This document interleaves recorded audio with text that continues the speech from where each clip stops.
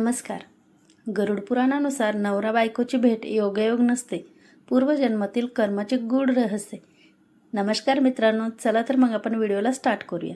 तुम्ही कधी विचार केला आहे का, या जगात कोट्यावधी लोक असताना तुमचाच नवरा किंवा तुमचीच बायको तुम्हाला का भेटली? हा फक्त योगायोग आहे की पूर्वजन्मातील एखादं गूढ कर्मबंधन? काही आध्यात्मिक परंपरानुसार असे मानले जाते की काही आत्मे अपूर्ण कर्म, विश्वासघात, प्रेम किंवा ऋणानुबंध पूर्ण करण्यासाठी पुन्हा भेटतात. भगवान विष्णूंनी गरुडाला कर्माचे जे गूढ तत्वज्ञान सांगितले ते ऐकल्यानंतर तुम्ही तुमच्या संसाराकडे कदाचित नव्या नजरेने पाहाल. त्यामुळे हा व्हिडिओ शेवटपर्यंत नक्की पहा, कारण शेवटी सांगितलेले एक सत्य तुमच्या आयुष्याचा विचार बदलू शकते.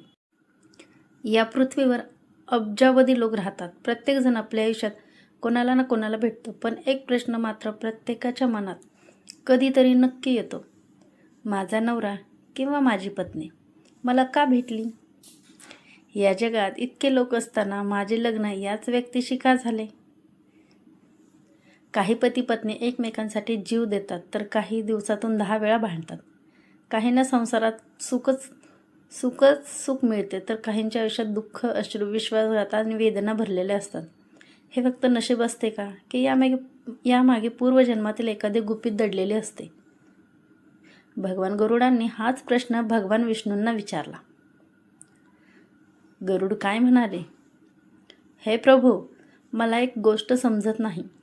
काही पती पत्नी एकमेकावर इतके प्रेम करतात आणि काही एकमेकांचे तोंडही पाहू इच्छित नाहीत. हे सर्व कशामुळे घडते? त्यावर भगवान श्री विष्णू स्मित हास्य करून म्हणाले, हे गरुडा, या सृष्टीत कोणतीही भेट विनाकारण होत नाही. मनुष्याला जे दिसते ते फक्त या जन्माचे असते, पण जे दिसत नाही ते अनेक जन्माचे कर्म असते. गरुड आश्चर्यचकित झाले. प्रभू, म्हणजे प्रत्येक नात्यामागे कर्म असते?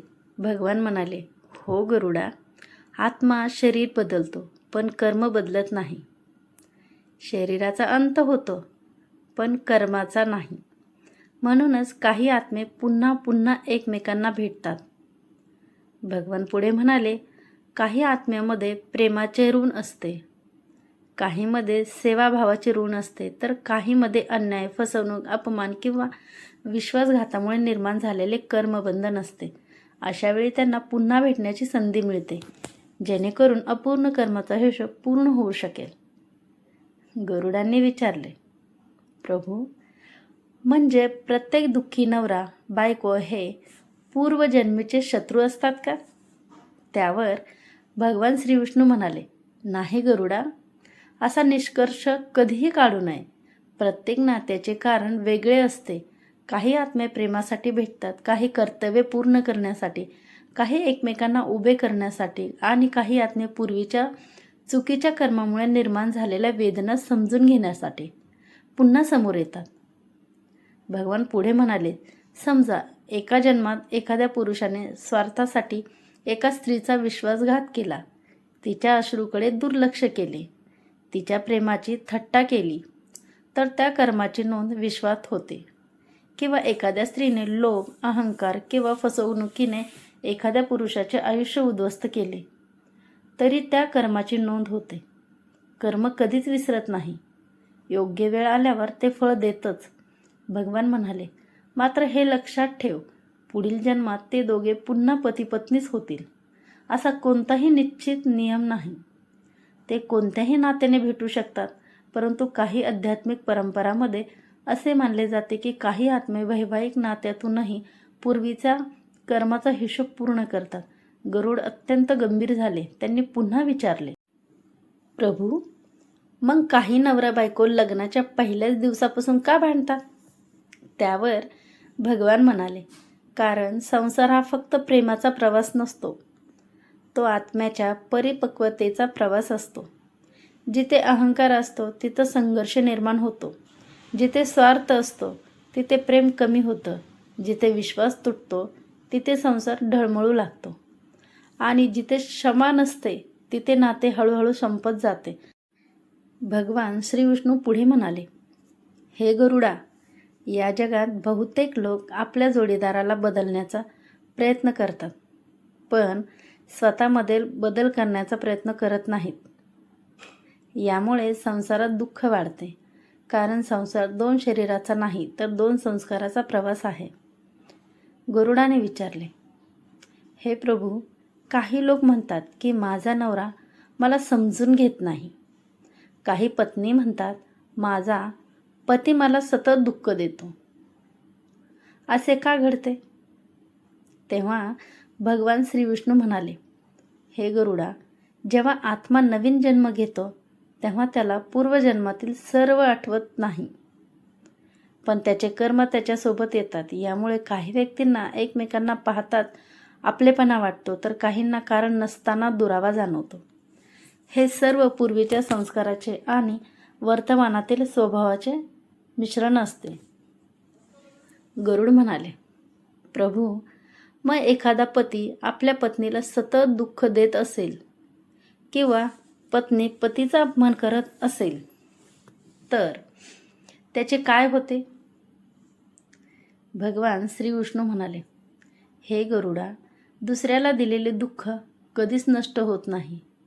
जसा शेतकरी जे बी पेरतो तसेच पीक त्याला मिळते, तसेच मनुष्य जशी कर्म करतो तशीच फळे त्याला मिळतात. जो आपल्या जीवनसाथीचा अपमान करतो, त्यांच्या विश्वासाशी खेळतो, त्यांच्या प्रेमाचा गैरफायदा घेतो, तो फक्त त्या व्यक्तीला दुःख देत नाही तर स्वतःच्या भविष्यातील कर्माचे ओझेही वाढवत असतो.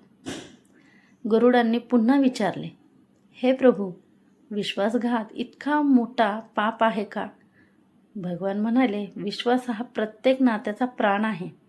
जिथे विश्वास तुटतो तिथे मन तुटते, आणि जेव्हा मन तुटते तेव्हा त्या वेदनेची नोंदही कर्मामध्ये होते. म्हणूनच विश्वासघात हा फक्त एका व्यक्तीविरुद्ध केलेला अपराध नसतो, तर धर्माविरुद्ध केलेले कर्मही ठरू शकते. भगवान पुढे म्हणाले, पण हेही लक्षात ठेव, पश्चाताप, क्षमा आणि सत्कर्म यामुळे मनुष्य नवीन शुभ कर्म निर्माण करू शकतो. कर्माचा नियम कठोर आहे, पण तो आशाहीन नाही.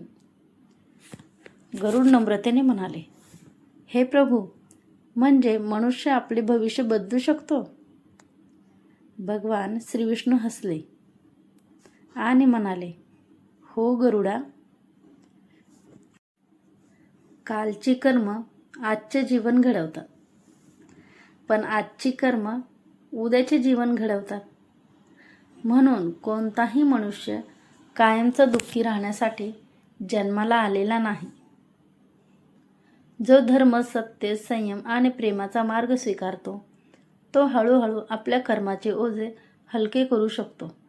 भगवान पुढे म्हणाले, लक्षात ठेव, संसारात जिंकणारा तो नसतो जो प्रत्येक वादात स्वतःला बरोबर सिद्ध करतो, तर तो असतो जो नाते वाचवण्यासाठी आपल्या अहंकाराचा त्याग करतो.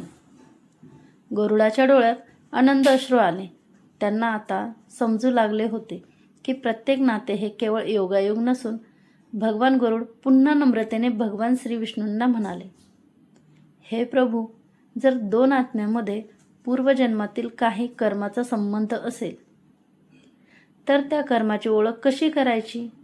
एखादे नाते हे प्रेमाचे आहे की कर्मफेडीचे, हे कसं समजायचे?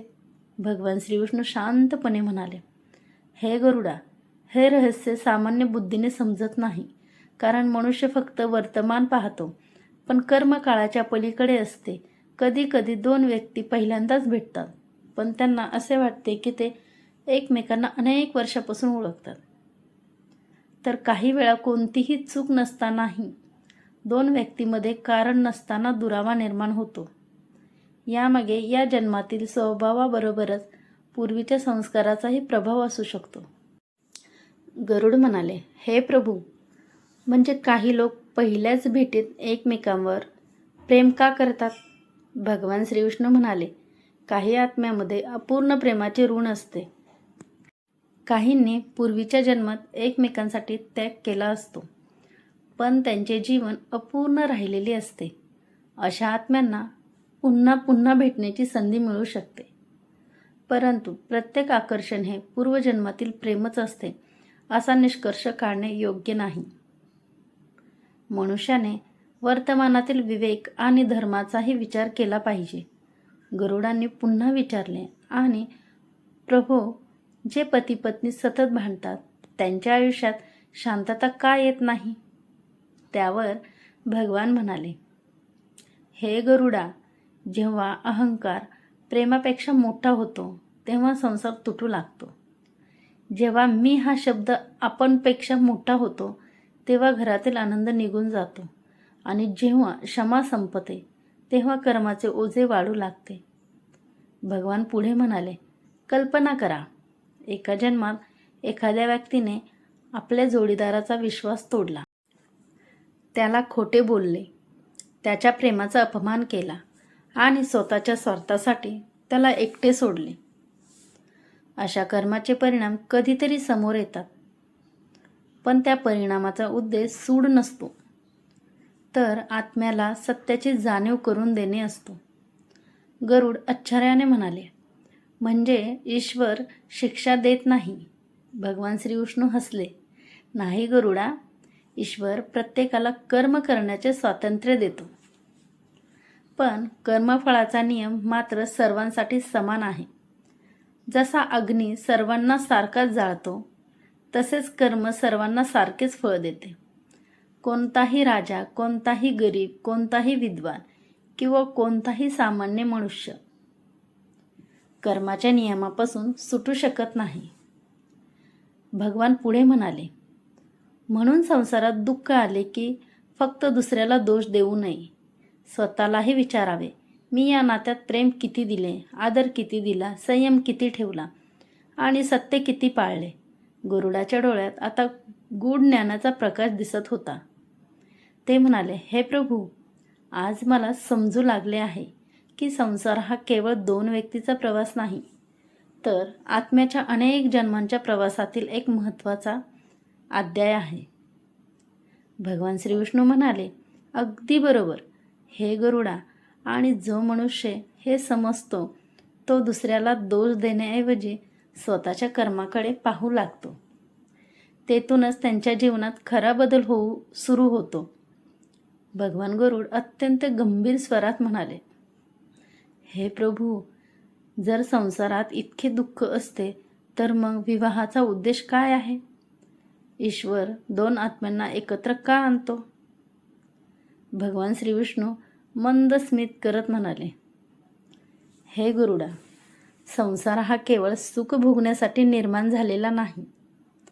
संसार म्हणजे आत्म्याची परीक्षा आणि त्याचबरोबर आत्म्याची उन्नती करण्याचा मार्ग आहे. एकटा मनुष्य स्वतःच्या चुका सहज पाहू शकत नाही, पण नात्यामध्ये त्याचा स्वभाव आरशासारखा समोर येतो. गरुड म्हणाले, प्रभू, म्हणजे पती पत्नी एकमेकांचे आरसे असतात? त्यावर भगवान म्हणाले, हो गरुडा, जो रागीट असतो तो संसारातही रागच पेरतो.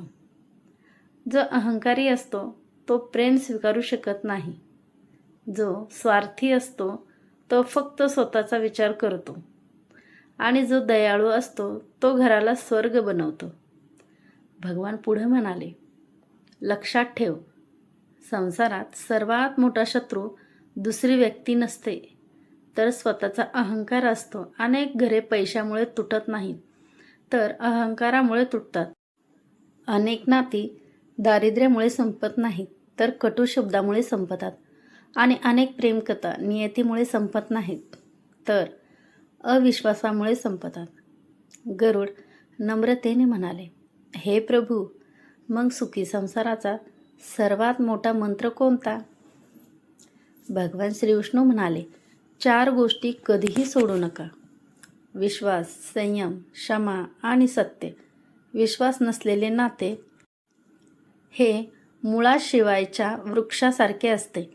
संयम नसलेले नाते हे वादळातल्या दिव्यासारखे असते. क्षमा नसलेले नाते हे विषाने भरलेल्या पात्रासारखे असते. आणि सत्य नसलेले नाते ते कितीही सुंदर दिसले तरी एक दिवस नक्की कोसळते. गरुडांनी पुन्हा प्रश्न विचारला, हे प्रभू, जर एखाद्याने आपल्या जीवनसाथीला खूप दुःख दिले असेल, पण नंतर त्याला आपल्या चुकीची जाणीव झाली, तर त्याला क्षमा मिळू शकते का?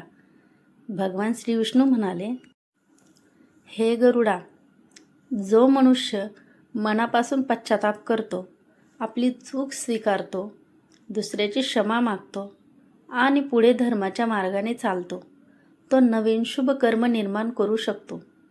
परंतु केलेल्या कर्माचे परिणाम पूर्णपणे टाळता येतीलच असे नाही, कारण कर्माचा नियम अत्यंत न्यायी आहे. भगवान पुढे म्हणाले, कर्म कधी सूड घेत नाही, ते फक्त संतुलन निर्माण करते. ज्याने दुःख दिले त्याला दुःखाची जाणीव करून देते. ज्याने प्रेम दिले त्याला प्रेम परत मिळते. ज्याने क्षमा केली त्याच्या मनाला शांती मिळते. गरुड भावुक होऊन म्हणाले, प्रभू, आज मला समजले की संसार जिंकण्यासाठी दुसऱ्याला हरवण्याची गरज नसते. स्वतःच्या रागावर विजय मिळवणे हाच सर्वात मोठा विजय आहे. भगवान श्री विष्णू म्हणाले, अगदी बरोबर. हे गरुडा, जो स्वतःवर विजय मिळवतो तोच खरा गृहस्थ योगी असतो. त्याचे घर लहान असले तरी त्यात समाधान असते. त्याच्याकडे संपत्ती कमी असली तरी त्याच्या मनात शांती असते. आणि ज्याच्या घरात शांती आहे तेच घर माझ्या दृष्टीने सर्वात पवित्र आहे. भगवान पुढे म्हणाले, हे गरुडा, मनुष्याने नेहमी लक्षात ठेवावे, पती पत्नी हे एकमेकांचे प्रतिस्पर्धी नसतात. ते एकाच रथाची दोन चाके असतात. एका चाकाने दुसऱ्याला कमी लेखले तर रथ पुढे जाऊ शकत नाही. त्याचप्रमाणे ज्या घरात परस्पर आदर नसतो ते घर बाहेरून कितीही श्रीमंत दिसले तरी आतून रिकामे असते. गरुड भगवान विष्णूंच्या चरणी नतमस्तक झाले आणि म्हणाले, हे प्रभू, आज माझ्या सर्व शंकाचे निरसन झाले. आता मला समजले की संसार हा केवळ नसीब नसतो, तो कर्म, धर्म आणि प्रेम यांची परीक्षा असते. भगवान गरुड अत्यंत नम्रतेने भगवान श्री विष्णूंना म्हणाले, हे प्रभू, आज तुमच्या मुखातून कर्माचे हे गूढ रहस्य ऐकून माझ्या मनातील अनेक शंका दूर झाल्या.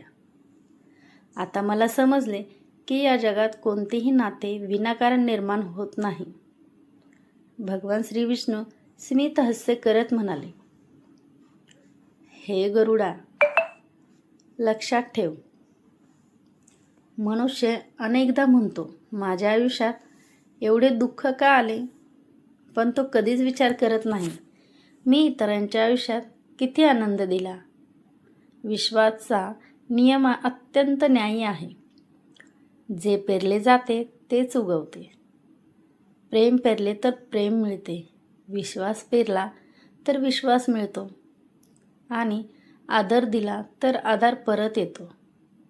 आणि जर अहंकार, फसवणूक, अपमान, विश्वासघात, द्वेष आणि स्वार्थ पेरला तर त्याची फळेही कधीतरी अनुभवावी लागतात.